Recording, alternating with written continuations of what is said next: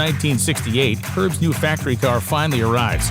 It's built specifically as a race car for NHRA Superstock competition, but Herb gets down to work right away, converting it to run an AHRA heads-up competition. And man, what a lot of work he does.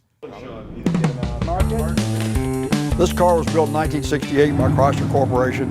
It was built as a Superstock car, and we immediately took these cars and formatted them to do the heads-up 3,000-pound stuff. We took off the windshield wipers, we took off the voltage regulator, the alternator, stuff like that that was completely unnecessary that NHRA made you run as an NHRA Superstock car.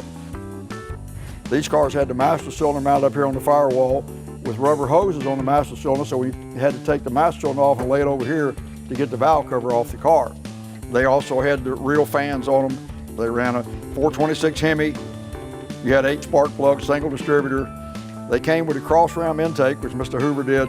The cross ram had been around for several years. It was on the 65 cars.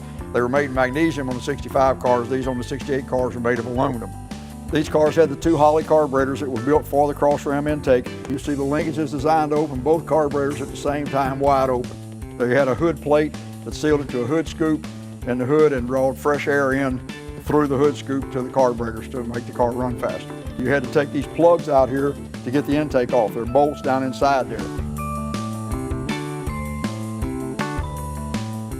These cars were terrible about eating spark plugs.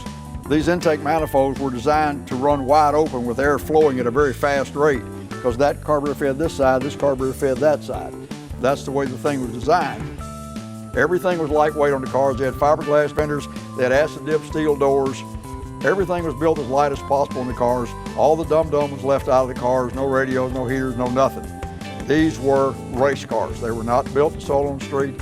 They weren't titled to run them on the street.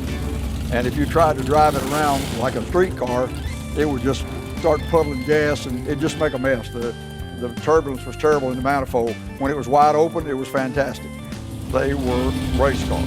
They changed the whole world of drag racing because we immediately took these cars and turned them into the heads-up racing that we love to do in the South. And we made really good money with the cars. I ran 52 races in this car in 1968, and I won about 90% of them.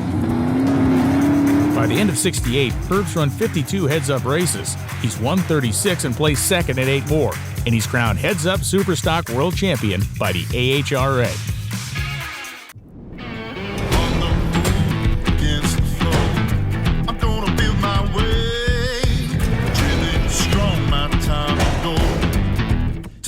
My day. It's a man.